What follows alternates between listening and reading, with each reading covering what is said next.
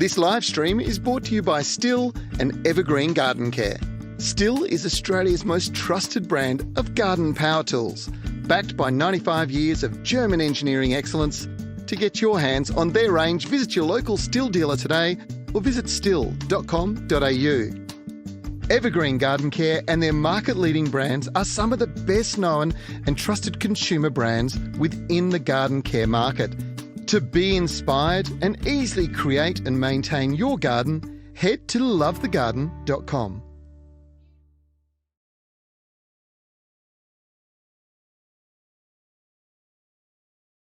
Garden Express are Australia's leading mail-order gardening service, offering a wide range of quality garden products. Each week on the Garden Gurus Live, the team at Garden Express will share a weekly offer. So make sure after today's show you jump online and visit their website.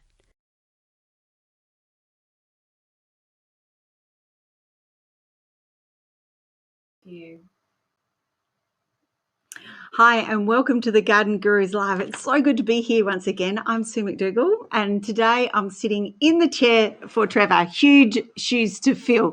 I hope Trevor's out and about and enjoying himself. I look forward to joining you for an hour to answer all your gardening questions.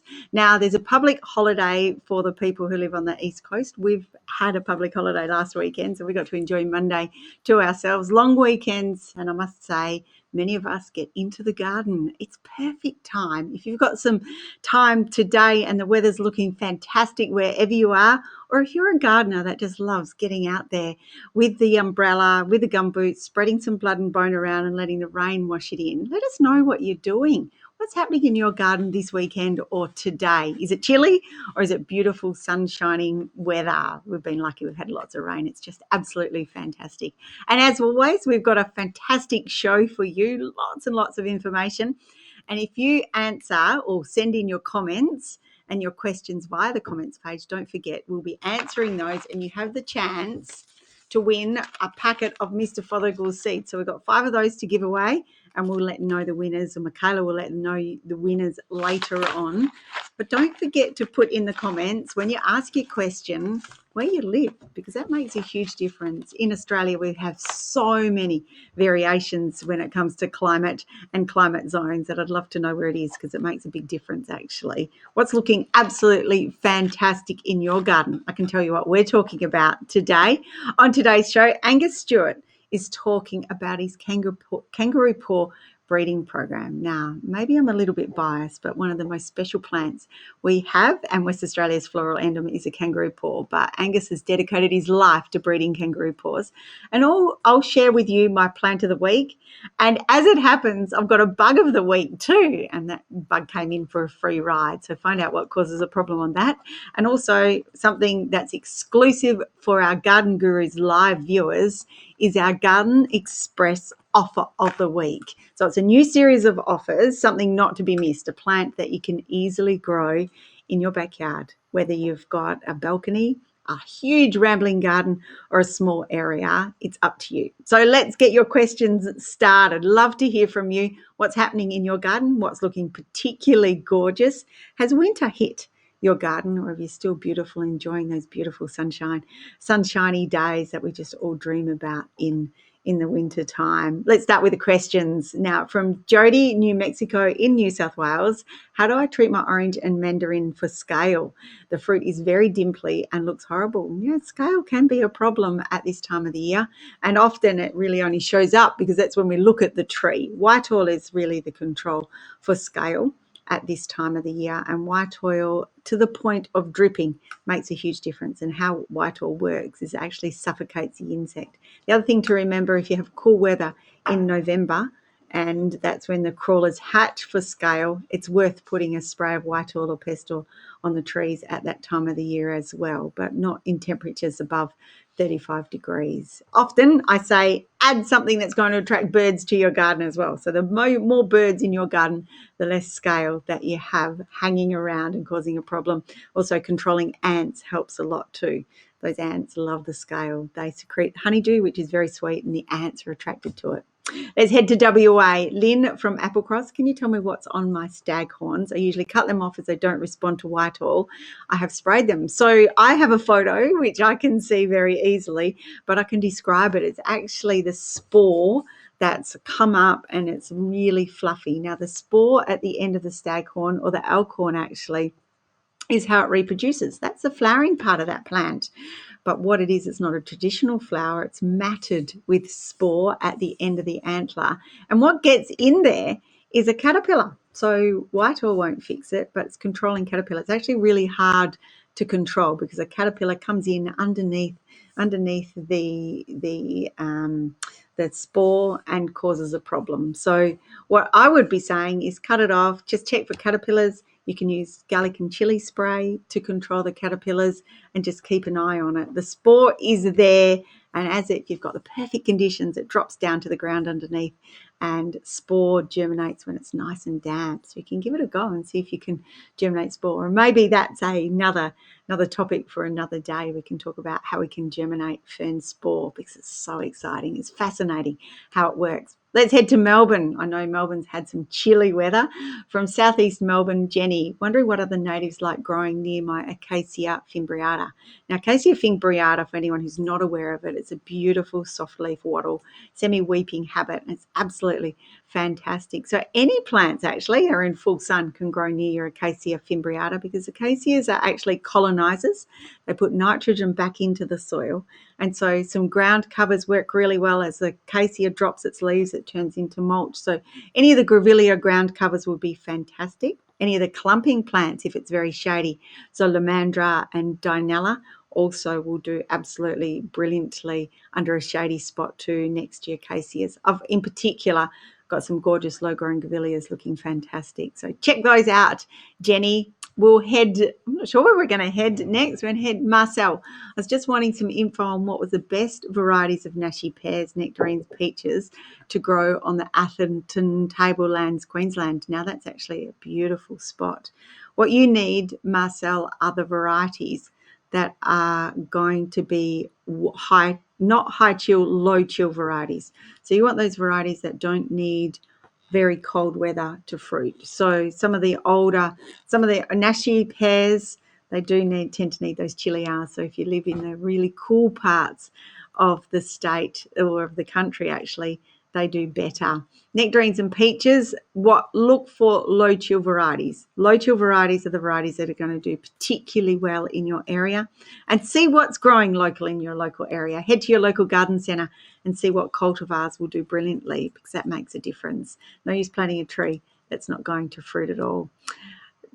Thanks, Marcel. Enjoy that potted, when I say potted, beautiful fruit bowl full of fruit later on. Hi, Jennifer. I've potted 2 chrysanthemums, a white and a purple one, and within a week, the white one started to turn pink and the purple one began to fade. What tends to happen, the reason that happens is a little bit to do with the light. The white flowers, as it gets cold, they tend to put on a very pink tinge. Often happens with iceberg roses and white roses. Sometimes it happens a little bit with white bougainvilleas too.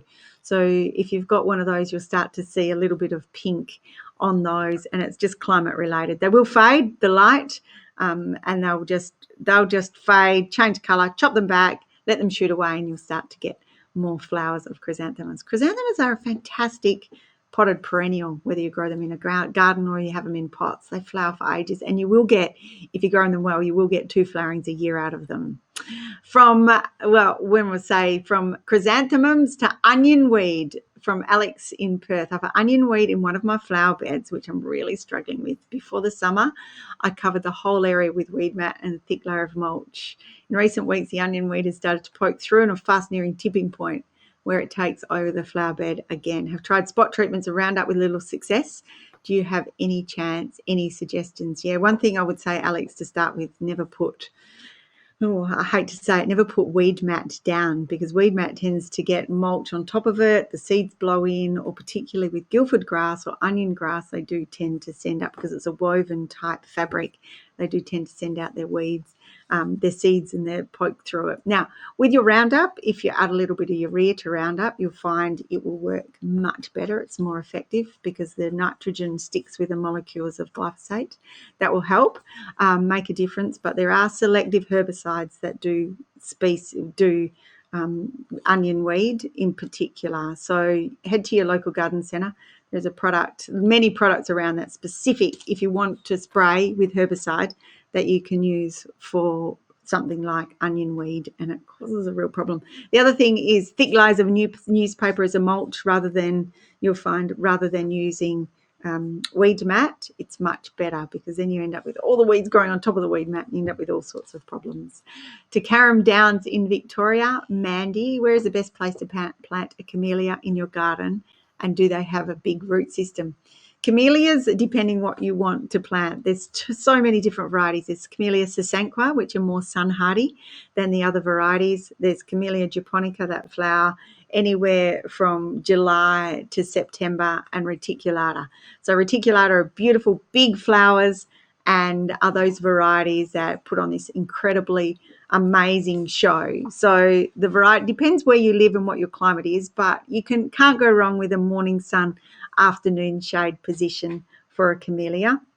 Sasanqua varieties that flower from April to July, small flowers, many of them one of the easiest camellias to grow if you're a beginner camellia gardener. Once they get established, they're really hardy, and they don't have a destructive or a large root system at all. They grow once a year, and of course when they flower they're just amazing. So not an extensive root system or damaging at all. Just enjoy them, because even if you put it in a pot, you can bring it around, enjoy while it's flowering, put it in a spot where it's a little bit more protected through the hot summer. Don't ever let summer turn you off growing camellias, because if we can keep the root system cool, the root zone cool, they'll grow really well.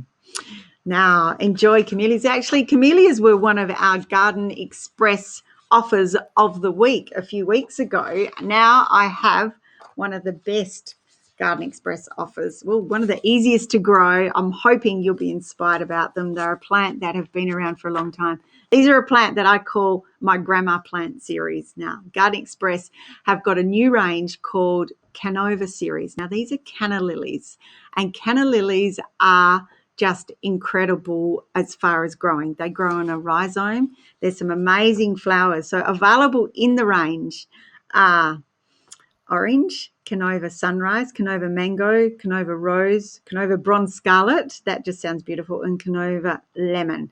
Now, the reason we're not talking to Garden Express today is because it's a public holiday. So I get the fun jobs of telling you how amazing cannas are. These plants are a rhizome, so they'll thicken up. Once you get one plant, you have them for a long time and they multiply quite easily. These new varieties are grown for their compact growth habit. Many of you might remember, if you've grown cannas before, they tend to get quite tall and straggly and don't flower prolifically. Each rhizome or each stem will have a flower on them with the Canova series, and they're just absolutely fantastic as far as easy to grow. So they grow in pots, they grow in damp soil, they cope really well in dry earth soil, but also cannas have these just beautiful bright foliage that do really well. So get on Garden Express website. They've got them at the moment for 30% off for only $10.90. Now, they're regularly $16, so $10.90. That's absolutely great value. And what's more, you can get a pack of two, normally on a pack of one, so they really are good value. Have a look for them. There's 6 varieties in the range. And if you can be inspired by planting some orange, sunrise, mango, rose, bronze scarlet, and I can guarantee if you've never grown them before, you'll definitely enjoy them. And they look great multi-planted in large pots. So if you could put a dichondra with them or something that's going to hang down around the pot, down the side of the pot, put some different coloured foliage in there, you really have a beautiful multi-planted container that will have colour for many months of the year. So to make the most of this deal, and it's exclusive for our Garden Gurus live viewers this morning, head to Garden Express website after today's show. Now, you might already know it. You might have already bought a heap of plants online. gardenexpress.com.au. Enjoy them. Canova series of cannas, if you can't remember. Canova series, 6 different colours are just gorgeous. Now we'll head back to our questions and answers. Lots of time for your calls today. Don't forget, if you ask a question, you go into the chat, into the draw to win a packet of Mr. Fothergill's seeds. So one of these packets of seeds for free. Having something edible in your garden's well worth it. Even if you tell us what's looking gorgeous in your garden, in your winter garden at the moment. Kay from YouTube in West Leederville, welcome Kay. Have a large lime tree in my garden which has massive leaf drop. It's fruiting and has limited new growth. The 2 other citrus trees near it are not suffering the same thing. What can I do? Now, Kay, if there's a lot of fruit on your lime tree, it can be because there's so much fruit, it will drop its leaves. Sometimes if there's a change in weather, if we've had humid weather, mandarins and limes are susceptible to a little bit of leaf drop. Also, if they've been fed. So if you've suddenly fed it with a little bit too much citrus fertilizer, that can cause leaf drop as well. So if it's got limited new growth, it's putting all its effort into its fruit, maybe thinning the fruit out and starting to harvest some of that fruit will make a huge difference. And if the other 2 citrus are going really well, that's fantastic. It means it might be just a little bit, maybe something over fertilizing at the moment that's caused that leaf drop. From citrus to stephanotis. Have you grown a stephanotis before? One of the most beautiful flowering climbers you can have in the garden. They're just absolutely amazing. Barry sent in a question saying he's got a stephanotis creeper plant and it has sticky white coating with clumps. Now, what is this and how do I fix it? Sounds like a scale insect to me, or a cottony cushion scale, so depending without seeing it. Now, scale insects are a little insect. They're a pest of many plants, but they're not too hard to control. Scale come along, they find a gorgeous part of the plant, they then start to build, they'll stay there and go, this is pretty good. Then they develop this coat of armour over their insect to protect it. How we control it is by using simple things like white oil that just suffocate the insect. So white oil puts a little coating over the insect and then the insect can't breathe. The insect will still be there, but it's often dead. So you can see it's still on the plant and it's dead. So it suffocates, and then eventually the sticky glue that they use to stick themselves onto the leaf disappears. So then it's why you always get the hose out after a few weeks if you've put white oil on your plants, and then it just many of those insects disappear. Same thing, lots of birds in the garden will help control scale insects as well, particularly cottony cushion scale, because little birds, insectivore birds, will hunt those out very quickly. They make really good dinner. From YouTube, XC Cube from YouTube, Linwood. My strawberries had large fruit, but now it only has tiny ones. What can I do to make them grow larger ones again? Depending if you've had your strawberries in for a long time, often it's replanting the runners. They do get to the end of their life and then planting new runners. High potassium fertilizer, a liquid fertilizer that's specifically for fruiting plants, will make a difference. And also a fair bit of light. What we need is a fair bit of light to get those fruit to develop. So if you've got a really good spot, soil is right, start the liquid fertilizer for fruiting and flowering plants, or a granular fertilizer for fruiting and flowering plants. That makes a huge difference. Kanga Blue from YouTube, Newcastle in New South Wales. Is who-flung dung mulch too strong for container-grown citrus and fig trees? Now, who-flung dung mulch, what happens in the ground, no problem at all. If there's any certain amount of organic matter on any mulch, you'll find if it doesn't drain freely, I would avoid it for container-growing plants and use a mulch, particularly for citrus, that's going to drain. What you don't want when you're growing citrus in a pot is the organic matter right up to the trunk, because what that does is cause collar rot. Fig trees, they're pretty resistant. They can cope with anything really. So a little bit of that. Always batter it back if you're going to put anything down. But I always recommend putting a coarse, chunky mulch on top of containers. You can even use stones if you want to. You can use a coarse, chunky mulch that allows the water to drain freely, and then we won't get that rotting around the main trunk of the tree. Hopefully that grows citrus. Well, that will help your citrus. Growing citrus in pots, I can say, are one of the most fantastic, rewarding plants. They respond to whatever you give them. So they are, I must say, all around Australia, citrus are probably my go-to for fruiting plants because they're easy. They're really forgiving, actually. They'll drop their leaves, you can bring them back, and they'll do really well. Now, something so exciting at the moment I'm going to talk to you about.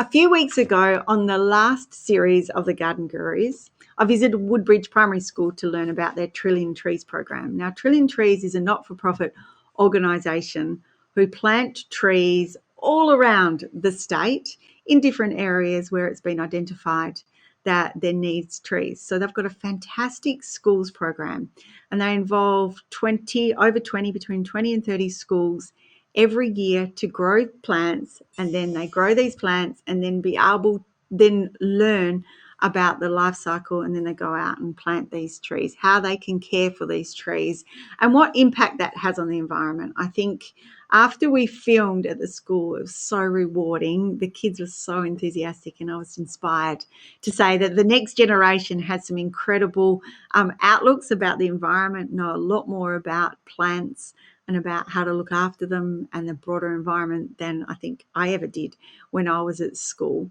But the most exciting thing I got was some beautiful letters. Now, I wanted to read a few of them today because these are for the kids, through the kids that we talked to who've been very involved in the Trillion Trees initiative and what they've done to make a difference. So the initiative is they grow the trees, they then go out and they see how they can care for them. And there's so much research to say that once the kids get the ideas about their own trees, they can then see a positive impact on the environment, and it's a long-term gain.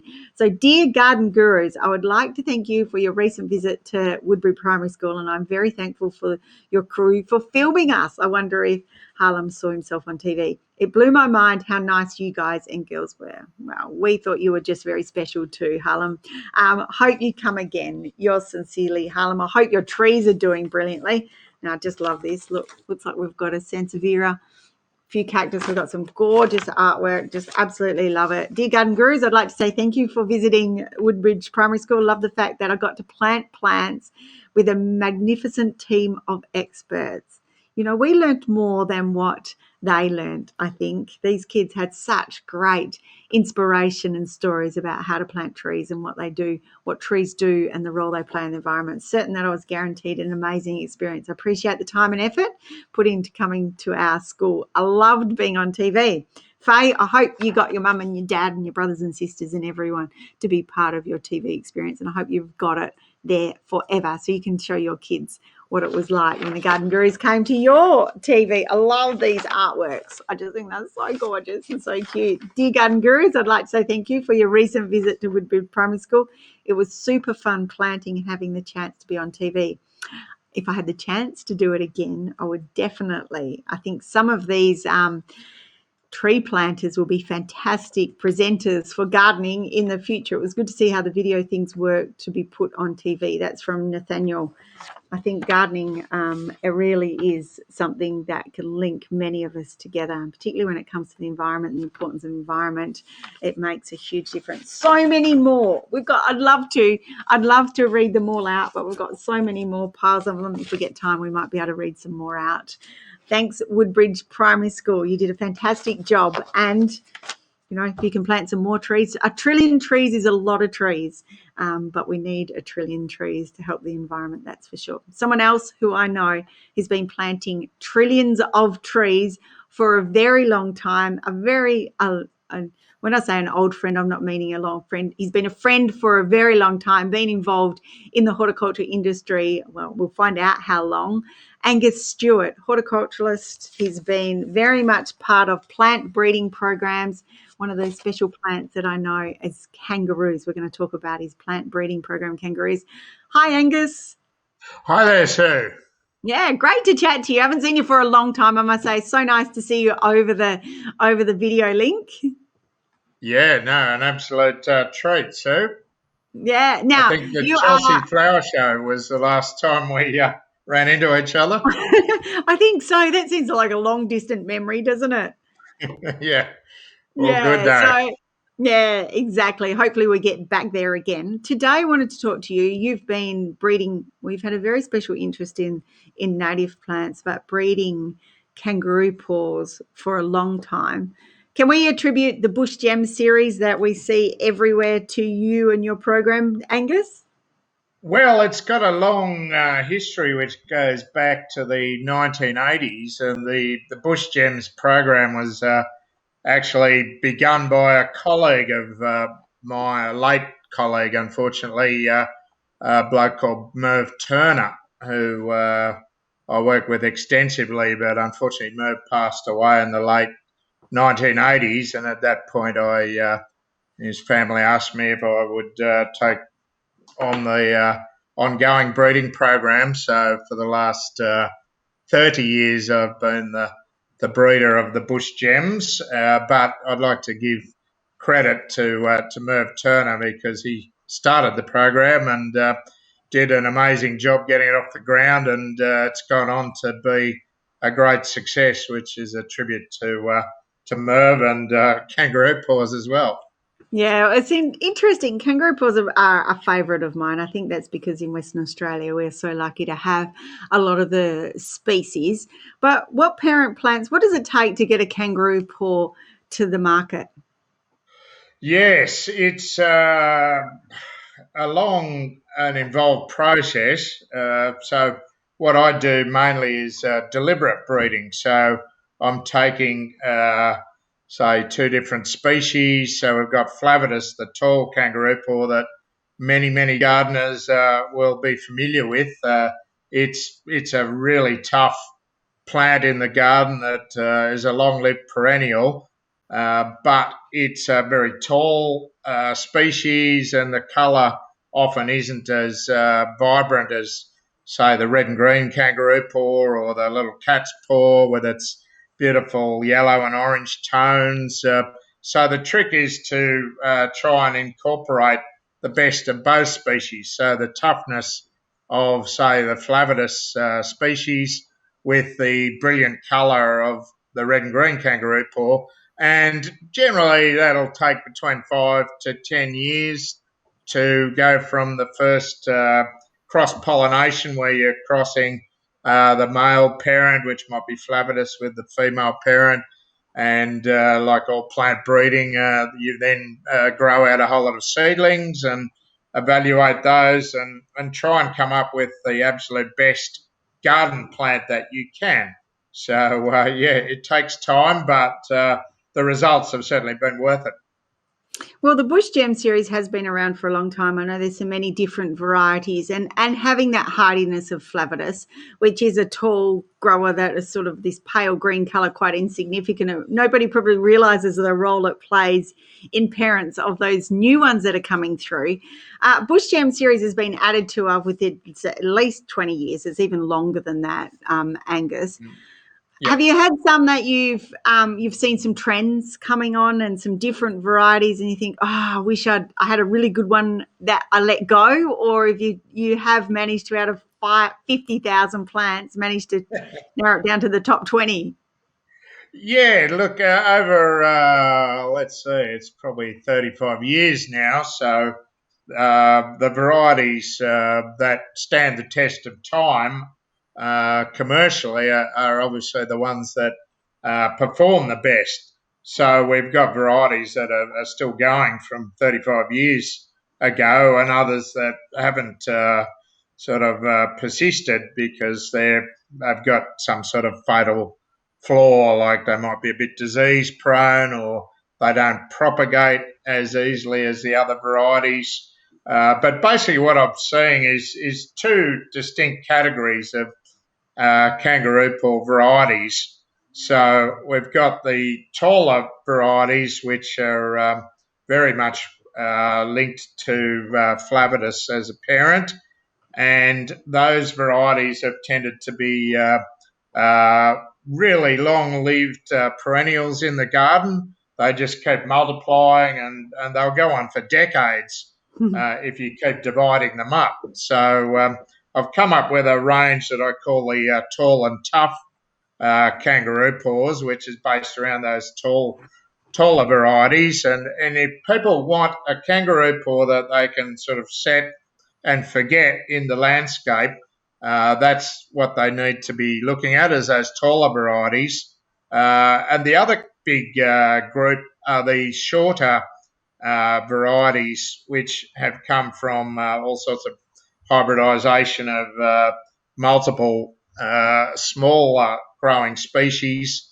And these are absolutely stunning in pots. So the nursery industry has certainly embraced those in that you can have a little dwarf kangaroo paw that, is only, say, 40, 50 centimetres in height. And the other great thing about those varieties is that they, some of them flower all year round. So if you've got the right position, say a rockery or really well-drained sandy soil, as many do in Perth, for instance, then those dwarf plants will actually be reasonably long-lived, but I find in the humidity of, say, Sydney in particular and Brisbane, they can succumb to colour rot and not be anywhere near as tough as those taller varieties. So really people should choose, do they want this long-term plant they can put in the landscape, they cut it back once a year, or if you want flowers all year round, you can grow these dwarf varieties, but give them the perfect drainage, lots of sun, and if you haven't got perfect drainage, grow them in containers and you'll be richly rewarded. Oh, you certainly will be rewarded. And I want to remind our viewers that if you've got a question for you, Angus, while we're talking to you about kangaroo paws, put it in the comment section now and we'll let you know, because these are the plants that, can I ask how many you would have sold over the time, or how, do you have any idea? Roughly, it would be many multiple millions now. Yeah. So tens of millions of plants, because they are sold all around the world. We export the plant varieties to Europe and North America, various countries in Asia, Africa. So it's quite an extensive business, which has taken kangaroo paws from being a wild flower to an established nursery crop now. Yeah, certainly, and I know you do have a soft spot for West Australian natives as well. But we need to talk about kangaroo paws. What are our top 3 tips to get them to growing? I've got a beginner. If any of our viewers are beginner gardeners, never grown them before, and want to have success, or inspired by they know now the people behind the breeding varieties. What can we do? What are our top 3 tips to get them looking fantastic? Well, top 3 tips is choose the variety that is going to suit your needs, as discussed earlier. The second one is give them plenty of tender, loving care if you want them to really reach their full flowering potential. So by that I mean feeding them and watering them. They're not particularly sensitive to phosphorus, but it won't hurt to use a native plant fertilizer. Particularly if you've got waratahs and grevilleas and banksias growing nearby that don't like that extra phosphorus. But feeding them particularly when in autumn, so after they flower in spring and summer, go through and cut off all of not only the dead flower stems, but also the leaves associated with it. So each shoot is a fan of leaves, a bit like my hand, and the flower stem comes up through the middle. And when that flower stem has finished, those leaves become redundant and they die back and turn black. And so people need to prune off those old leaves as well as the flower stems. And that makes way then for the new shoots, which come from the side of that flower stem, that give you next year's flowers. So in autumn, cutting them back and feeding them, they'll grow through the winter to put on all the new shoots that are going to give you that framework for a brilliant flowering the next season. And the third tip is to divide them up every few years, particularly if you've got those tall and tough ones, which basically the clump just keeps radiating out, a bit like the Canna Lilies you were talking about. They grow from that underground stem, the rhizome, And once you start to see the middle of that clump of kangaroo paws starting to die off, that's the time you want to divide your plants, turn them into 3 or 4, and that will rejuvenate the plants, and you can basically keep them going indefinitely. Particularly those taller varieties, they'll go on for decades. Yeah, they certainly do. I know they do go on for decades, and trimming them back makes a huge difference. Now, I must say, as a plant breeder, I know you can't have favourites, Angus. I know that's always the case. You're always on this elusive getting it better and better, but do you have a favourite you could share with our viewers today? Look, I do, and it's a plant called bush pearl, which is one of those shorter varieties. It's a pink one that flowers non-stop, flowers all year round, unless you get a big frost. People want a display of kangaroo paws all year round, as long as they haven't got frost. Then either growing bush pearl in a pot or directly in a well-drained position in the garden, you'll get these stunning displays. If people go down to Kings Park, for instance, your Perth viewers, or if you're on holidays in Perth, it's on the bucket list, you'll find bush pearl growing all through the display gardens there, because it is that wow factor that they get these plants flowering all year round. So that's definitely my favourite variety. Oh, I know. I'm with you, actually. I just love kangaroo paws, and I'm so honoured to be able to share your passion of kangaroo paws with the Garden Gurus, with our viewers today. Garden Gurus Live. We've tracked you down in Tasmania, and it looks like it's beautiful, sunny Tasmania today. Thanks very much for your time, Angus. My pleasure, Sue. Great to chat. Yeah, and hopefully it's not so many years between next time. Look forward to it, and looking forward to the next kangaroo paw that's being released. Thanks very much. Actually, just to whet people's appetite, I'm crossing those tall, tough ones with the ones that flower all year round. So hopefully we'll have some medium-sized ones that are tough and flower all year round in the not-too-distant future. I look forward to that very much. Can't wait. Take care, Angus. There you have it. Thanks, Sue. Yeah, take very much care. There's Mr. Kangaroo Paw himself, the amount of work that goes into breeding those. It's so good, so lovely to see the story behind the plants and the passion behind the plants. You don't realise how much effort it takes to breed a new variety. Angus has been a great friend of the horticultural industry for a very long time, absolutely passionate about growing our Australian plants. And I know those kangaroo paws definitely be worth chasing up. Bush pearl, yep, it's a beautiful one. It is probably close to one of my favourites as well, looking gorgeous and doing brilliantly in pots. Now, don't forget to give us a like so we know you're listening today. Have you spending time in your garden? What's looking absolutely fantastic? Are you out and about today?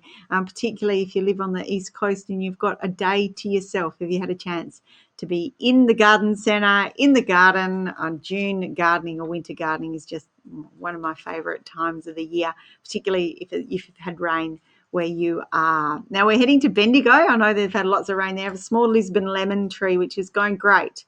Then we had a severe frost, and now the new growth has been burnt. Is covering a bag going to help? It's really interesting. Severe frost can cause, particularly if it's black frost, it can cause a plant to die back and the new growth. Yes, it will be okay.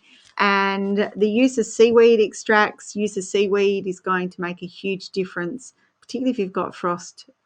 When I say expected, spraying with sea salt over the foliage makes a huge difference. The new growth that's been damaged, yes, that will shoot away again. But what we need to do, Daniel, is cover it at night if you think you're going to have frost over the next few weeks, and that will just give it a chance to have a breather and come back. But don't cover it through the day, but definitely covering it at night makes a big difference. I grew up in an area where we had to cover all these delicate plants every night, and if we'd forgotten one night and there's a frost, definitely makes a huge difference to the plants, of course, going black. So yeah, if you cover them overnight, it makes a big difference. Another one from Daniel, I've got a wisteria that I've trained to grow into a tree. It's been in for over 6 years and still yet to flower. How do I get it to flower? It does take 10 years for it to grow flowers. The harder they grow, Daniel, the better they flower. You'll find that the wisteria, if it's looked after too well, too much water, too much shade, they won't flower very particularly well at all. So what you want to do is grow them hard. Key is to, after they've had their normal flowering time, which is spring, September, once they stop growing, they put on this new active growth. Once they stop growing, you then cut that back to about 5 or 7 buds if you can, and then that's the flowering wood for the following year. Then if they're having lots of water, cut the water back. They don't need too much water. They are really tough and hardy, but it's getting them to flower with lots of light. So if they're growing under the shade, that can be a problem. If you can open up your tree and let some light come in, you'll definitely get them to flower. From Cairns in Queensland, when it's 12 degrees here, I really wish that I could be in Cairns. Is there any chance to grow a gooseberry or currant rhubarb up here? Thank you. Now, gooseberry and currant, I would say you need to be in cool weather. Tasmania is an exaggeration. But rhubarb you should be able to grow in Cairns as long as they are more susceptible to powdery mildew and can cause a problem with the foliage. So you have to be careful with powdery mildew. But definitely through the cooler months, if you can, you'll know as much as cool you get, you'll be able to grow. Rhubarb is a heavy feeder, needs lots of moisture and really good quality soil. So even try to grow it in a large pot. It's a rhizome that clumps up and you can split it up, but it comes up with a crown. If you've got a good pot, lots of organic matter, potting mix, a lot of sun, but somewhere where it's not too protected because of the mildew will cause a problem with your rhubarb leaves. So see how you go with that, Kate. Now, another plant that will be able to grow anywhere in Australia is my plant of the week. Now, this is a plant that I'd say it's one of my favourites for dry area shade. And dry area shade is that area that I would say, lost another bit of it, would say under trees and with root competition, and that's a clivia or clavia, depending what school you went to. They're absolutely looking brilliant, just starting to flower. So it's just the start of the season for clivias. And these clivias, this is the flower. They have these beautiful, I couldn't bring the whole pot because it's huge, but they have these huge umbels of flowers. So this is just one of 30 little individual flowers that come up and then we end up with these beautiful umbels. Now, they have these brilliant orange, red tones. They also have yellows and creams, and when I say another grandma plant, a bit like cannas, but they're a plant that have been around for a long time.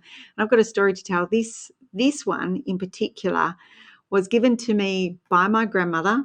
My grandmother had it from her mother-in-law that came across from South Australia, and so the plant has been split up and it's from the same parent plant. The foliage is amazing, beautiful dry area shade, dark green. So at the front door you grow it in a pot, grow them in a garden. They cope with very dry conditions as well, and you can grow them by division. There's a lot of plants can be divided. Today we've featured the cannas, we've featured kangaroo paws, and now clivias. They can all be divided up. So if you've got one plant, they'll divide up beautifully with a rhizome.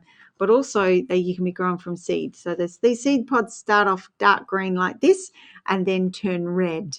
And so these turn up beautiful bright berries. These are fleshy. So what you do is put those in a sieve. If you want them grown by seed, is a sieve. From that, you get rid of all the fleshy bits. The individual seeds are in there and you germinate them from that. And if you've got many different varieties of clivias, you might get a new variety when they flower. So sometimes it takes up to 5 or 6 years for them to flower if they're seed varieties, but it's definitely worth it. They're so easy to grow. If you're a beginner gardener, if you're an experienced gardener, these still plants have the same alluring appeal. They're just fantastic. But one thing I wanted to show you, my bug of the week, is you might be able to see this damage that's on the clivia, this really annoying damage on these beautiful foliage plants, and they're looking stunning, and you think, what's causing that? On my flower, same thing. You might be able to see some damage. What's actually causing it is this little insect, which is a garden weevil. Now, these garden weevils are a nightmare for gardeners, and particularly foliage. You can identify a garden weevil with a long snout. So you'll look at your insect and think, what's causing that? They're about 0.5 centimetre long. almost shiny but very hard, but they've got this long snout and they come out at night. So they are the culprit to cause what I call, and this is not very horticultural related, but I call it a messy munch. They always cause these really indented bits on plants and cause a messy munch. If you go out at night with a torch, you'll see a garden weevil, and controlling those, it's when they're at the larvae stage. They're night feeders in the garden. So if you don't know what's causing a problem or eating your plants, maybe you can check it out at night. Go out with a torch and check it out. So my plant of the week are clivias. If you've got them growing in your garden doing fantastic, let us know. Stick in the comment section. Let us know how your clivias grow, and if you care for them very much, what you feed them with, because I don't feed mine very much at all and they still flower. The perfect busy person's plant, looking beautiful. Should we go back to our questions? Lots of questions coming. Lots of people into gardening at the moment. Lots of things happening in flower. Have you got deciduous trees where you live? Are they still looking beautiful, or have they dropped all their leaves? We've got a question from Carol. My brugmansia is shedding its flower pods. Can you please help? Not sure what would be causing that at this time of the year, but I'd check, Carol, just to see if it's a problem with spider mite. If you've got any yellow leaves, spider mite, I know it's really hard with brugmansias because they have got that leaf, but spider mite is very fine webbing. They might be causing a problem with it, and controlling them with white oil or pest oil is one of the ways you can control spider mite on your garden. From Brisbane, Thomas, bush pearl looks amazing. How do they go in Brisbane? Yeah, they grow really well actually. It's the mildew and it's those wet feet in winter that cause, in summer when you have those summer tropical rains, but if you can lift them up in a free draining spot, they are one of those plants that would grow in a pot and do beautifully. So bush pearls are stunning. You're right. The kangaroo paws are beautiful, Thomas. Thanks for tying in our feature interview with a plant that you'd like to grow in your garden. From Caroline from Adelaide, I have a cherry tree in a tub. It's about 5 foot tall. Should I be pruning it? It's about 12 months old. Not really. If it's only 5 foot high, you can prune it if you want to espalier it. So if you've got it in a container and you want to create it so that it grows flat in your garden, you can prune it. But if you don't, if you want to grow it as a vase-shaped tree, just let it keep growing. If it's a self-fertile cherry tree, it means that you'll get fruit with one tree. But if it's one of the varieties that aren't self-fertile and need cross-pollination, you might need another cherry tree close by. So cherries flower on these little spurs. Whenever you prune a cherry tree or an apple tree, they'll send out, look for these little spurs that are little knobbly bits. Don't prune those off, because if you prune those off, that's the flowering wood for the next season. So really only prune it to shape if you want it for an ornamental purpose in your garden. If you want to espalier it, yes, that's when you can trim your cherry tree. But enjoy. Cherie from Bunyip in Victoria, could you please help with advice on when to prune roses here in Bunyip? Everyone seems to have different views.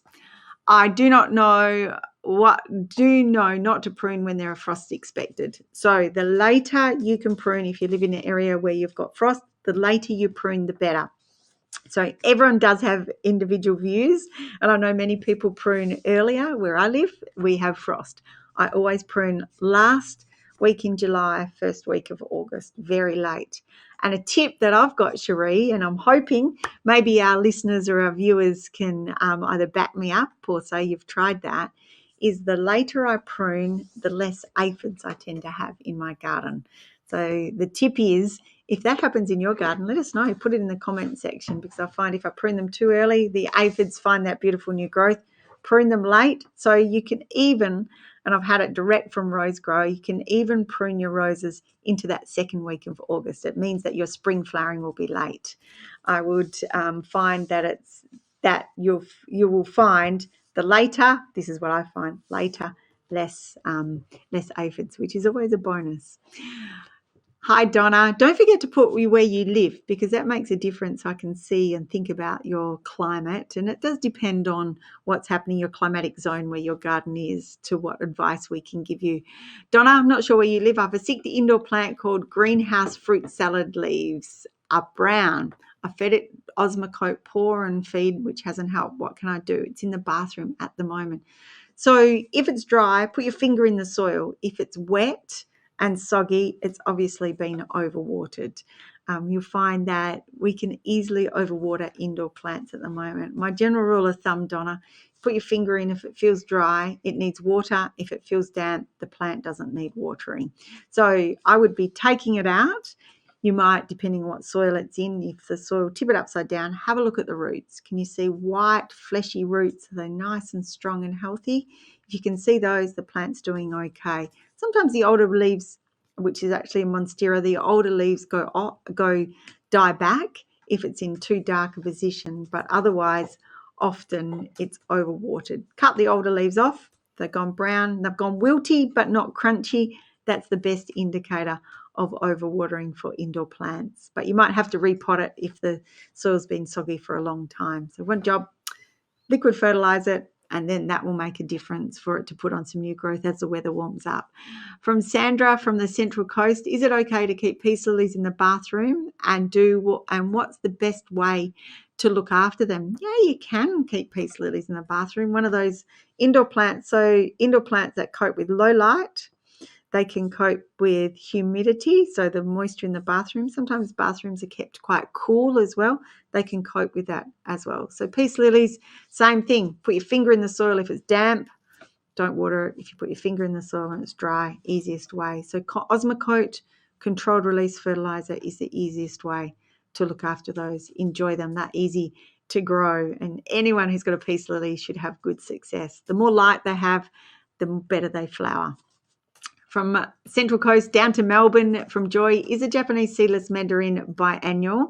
I had a great crop last year and now no flowers or fruit this year. Sometimes it can be. I've got one that has a heavier crop one year compared to the other. But what happens is that because the fruit is so late and there's so much energy out of the tree from last year, and if we don't thin the fruit out, there's no reserve in the tree for it to flower new flower. So we harvest the fruit, we need to get it to put on new growth. That new growth needs to have enough time to send out its flowers. It's a very short window. If there's not enough energy, it won't do it. Then its new growth is late, and then, of course, we get into this biennial bearing problem. If we can harvest half the crop by thinning it out, you'll get the same crop but over 2 years, if that makes sense. So next year, if it's fruiting a lot, just thin them out and you'll find you end up with lots of fruit for next year. And that's with any citrus tree. Always, there's just a very short window from finished fruiting to growing and then to sending out flowers ready for it to set fruit for the following season. So if you can thin the fruit out, that does make a difference. To Perth from Fiona, I've just heavily pruned my imperial mandarin tree. What should I do now? Does it need to be fed? Anything or preventative sprays? So yes, feed it now just with some blood and bone, Fiona, after it's finished fruiting, sending out that beautiful new growth. The only spray we need to really look out for in the winter time for citrus trees, if we have beautiful sunny weather, we've got beautiful new growth and we start to get a little bit of citrus leaf minor. So a cover spray of white oil in winter does not hurt a tree at all. It will clear up any scale insects, clear up any bugs that are there, any mites that are there, and it will send out new growth. So if you can get it as it shoots away, nip the tips out, that'll make a big difference. Kelly from Collie, my clivia has never flowered. What should I do? If it's one grown from seed, Kelly, it will take a long time to flower, so 5 or 7 years to flower. But if it's one that's been divided, the harder you've got it growing, the better it will flower. The more sun it gets also, even though we talk about dry area shade, if it's in really heavy dark shade, it will be more shy of flowering. So if you get a little bit more light, that'll help the flowers. High potassium fertilizer, that will help. And also you'll find if it gets stress over summer, Collie's pretty cool in summer, but if you get stress over summer, a little bit extra water and feed. So start at the beginning of the growing season in August with a regular feeding program, and that will for fruiting plants and flowering plants, and that will make a difference for you. Head to Perth again. Ron, good morning. I replanted my lima mandarin tree in bigger pots and they've just gone crazy with flowers and fruit. I'm thinking they'll most definitely be overcrowded. When I need to thin them out, all that happened naturally. I had fruit last year, but they all just dropped after the hideous Christmas heat. You're right, Ron. It was hideous Christmas heat, wasn't it? And it happened suddenly, and that does cause the plant's fruit to drop. Yes, definitely. If there are 2 or 3 fruit on the end of one branch, thin at least a third of those out. Some will drop naturally, but at least a third will drop. So you probably end up taking between 2/3 and 1/3 of your fruit off, and you end up with much better fruit anyway.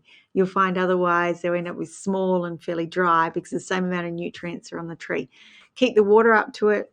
Essential to use a wetting agent through the summer, through the Christmas heat, and then also if we can use a complete fertilizer and a fertilizer that's got boron in it. Boron is the nutrient, if everything else is okay, is the nutrient that helps strengthen that natural break behind the fruit, and that makes a big difference to helping the fruit hold on to the tree, if that makes sense. So a complete citrus fertilizer that's suitable for pots that will also contain trace elements will make a big difference to your trees. From Perth to Berkeley Valley in New South Wales, good morning. Oh, sorry, I should say good afternoon, Janelle.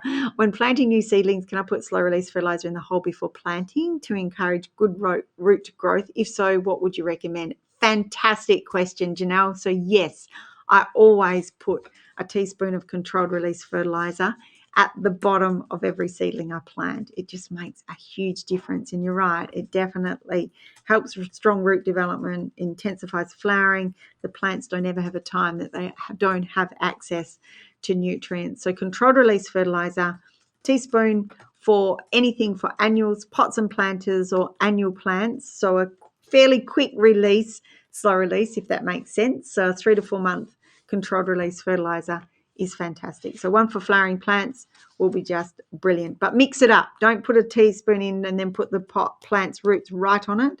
If you can mix it up a little bit, that makes a huge difference. Now from 37 on from YouTube, hello from Dallas, Texas. What is the best way or trick to establish microclimates in the garden? That's a great question, because shady trees makes a huge difference. If you can work on planting hedges as well, you'll find just a little bit of a barrier, clumping the same varieties of plants together, even a few pots. If you want to add warmth to a garden area, something that's going to absorb some heat makes a difference. So look at surfaces, look at foliage, look at shade. So you're looking at lower, mid, and over cover will make a difference, and creating a microclimate to block out wind coming through, block out hot afternoon sun can easily be done. Think about where the stress for your plants come, or what you want to do, and see if you can take advantage of that microclimate in those areas. From, is it Juanita? Juanita, I'm planting the avocado on a slope. I will dig down into the soil with a drain out at the lowest level on a large mound as well. I'd like to plant water plants at the exit of the drain to use the excess water. Are there food plants suitable for this area? Juanita, just remember that avocados need a wide root system. They need a lot of water and a wide root system. So if you're putting it on a slope and you're mounding it, you're cutting in this side, going across and mounding it down, it's this area here that's going to be exposed. So you'll need quite a big area for an avocado tree to grow really well. They need roots. They need their root system to be left so it drains freely. They are susceptible to root rot. So it does need to be not too exposed. It needs to quite a large area to grow. Water plants, yes, you can grow definitely water plants in the areas. Water chestnuts do brilliantly. If you want food plants that are suitable, if you've got water chestnuts, taro is another one that you can grow as a water plant. If it's in a cool area, maybe try planting wasabi. Wasabi doesn't grow any temperatures higher than 25 degrees, but cooler climate, it does brilliantly. And that's a bog plant that absolutely loves damp areas as well. And the flavour of fresh wasabi is like nothing else as well. Now we're heading to Portland, Victoria. What do I feed a lavender plant in a pot? Controlled release fertilizer in a pot is fantastic. So whatever controlled release fertilizer that you can get, sprinkle it around at the beginning of every season, and the plant will just gradually, controlled release fertilizer, take on those nutrients as they're released. And that fertilizer is released through moisture and also through temperature. So if you've got, through different times of the year, you won't get any fertilizer dump, but you'll get nutrients that won't be all at once, but a little bit at a time. And when we're feeding plants in pots, a little bit at a time does much better. And while we're talking a little bit at a time, don't forget to give us a like so we know who's out there watching. I enjoy the gardening today, or would they like to know something else? Maybe you could even put some comments in. What would you like to see our feature interviews be? We would love to hear that as part of feedback from the Garden Gurus Live. Head to Broken Hill. I took advice from last week's show and bought a dwarf Lisbon lemon, but of course I couldn't just buy a tree. No, nobody can. Pam, I know that. I also got some achillias. Can you give me some advice before they arrive? As always, love your show. Thanks, Pam. Achillias are gorgeous perennials. They sucker as they grow. They have these gorgeous cut flowers. They are brilliant. The colour range in them in the last 20 years has just absolutely blossomed or trebled. So many different varieties. They're easy to grow. Well improved soil. Broken Hill, they'll do fantastic. They don't mind the warmth, but they don't mind the cold either. So when I say well improved soil, lots of organic matter in the soil, compost if you've got blood and bone, dig it through an area where they can just spread around and keep growing and flowering beautifully. Even put them around the bottom of your lemon tree. They'll be able to cope with that competition, that's for sure. Back to Perth from Barry. A mate's got a lemonade tree and wants it gone. I think you should put your hands up for it, Barry. It's about 5 years old and 2 meters tall. When should I transplant it? Do I prune it back before removing? It's probably got fruit on it at the moment. Now, it's what someone's trash is your gain, Barry. Absolutely go for it. Transplant it at the end of July and dig as much of the root system as you possibly can. Lemonade, the fruit is just something else. It's sweet like a lemon, and it's like you're going to drink, when you juice them, fresh lemonade that's been had sugar added to it, but this is just natural juice. They are just beautiful. So you prune it back just a little bit. Yeah, if it's 2 meters high, you give it a little bit of a trim. You don't actually have to, depending on the variety, on the new growth, but it'll branch out. A little bit of a trim so you can maintain it, or so you can actually handle it. Much of the root system as possible. Put it back into back into the ground, into a well-improved hole. And the key actually is, particularly if it's growing in sandy soil, is to push down with a hose so there's no air spaces around the root system. That'll make a big difference to getting that root system to stand out and just keep shooting away. Now, if it's a mate's tree you can get to straight away, now you can even just put a little bit of a trench around it, dig that out, and then come back in 3 weeks' time and dig the rest of it out. You can do that quite easily. So make sure he's around to help you dig it out, because they're quite heavy. You don't realise, but they're quite heavy to transplant, but very successful, and it will shoot away beautifully. May not fruit next year, but it will fruit definitely the year after. And enjoy a lemonade tree. Anyone else who's got a lemonade tree, don't forget to tell us how good it is. It's one of my favourite citrus trees. Thanks very much, everyone. What a busy morning. Thanks, everyone, for being part of Garden Gurus Live once again. Unfortunately, that's it. I'll say that's a wrap for this week. Trevor will be joining you again next Monday at 12 on the East Coast, 10 o'clock on the West Coast. If you're part of our family, don't forget to set an alarm. We've got our seeds. Keep finding out, or keep watching, because you'll find Michaela will give us our winners of our Mr. Fothergill seeds.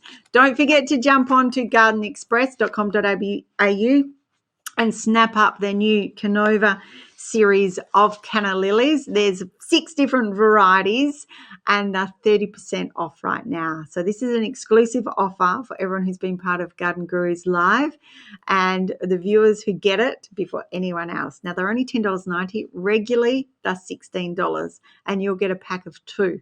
Now, normally there's only a pack of 1. So huge range of colours. I think I might have to look for sunrise or rose, maybe the bronze one, or I don't know. Might have to check them all out on gardenexpress.com.au. Thank to our sponsor today, Still. Very much, your support is very much appreciated, so we can continue delivering gardening advice all around the country. Look forward to it very much. Make sure you check your messages to see if you've won the packet of seeds. And remember, you can always jump onto our website and catch up on previous stories at the Garden Gurus, at gardengurus.tv, or YouTube channel thegardengurus.tv. Now, if you want to listen back today and you've missed out on that fantastic interview, or you're inspired to plant some kangaroo paws, you want to find out where they've come from, if you've got some questions that you're part of that you thought, That's happening in my garden. You can catch up on previous episodes of Garden Gurus Live on Spotify, Apple Podcast and Audible. And don't forget, Trev will see you next Monday at 12 Australian Eastern Standard Time. In the meantime, enjoy your garden. Visit the Garden Guru's online store and browse through a collection of high-quality, German-made Wolf garden tools. You'll also find a range of books with information to help create and maintain a beautiful garden. You can also access the online store on the Garden Guru's Facebook page.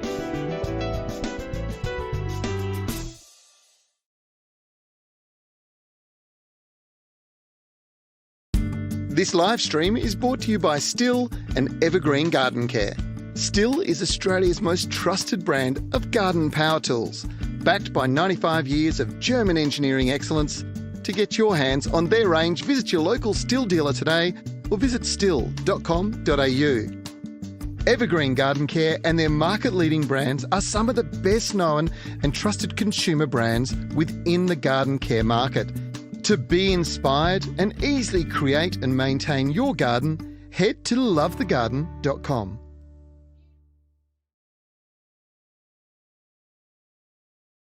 Garden Express are Australia's leading mail-order gardening service, offering a wide range of quality garden products. Each week on the Garden Gurus Live, the team at Garden Express will share a weekly offer. So make sure after today's show you jump online and visit their website.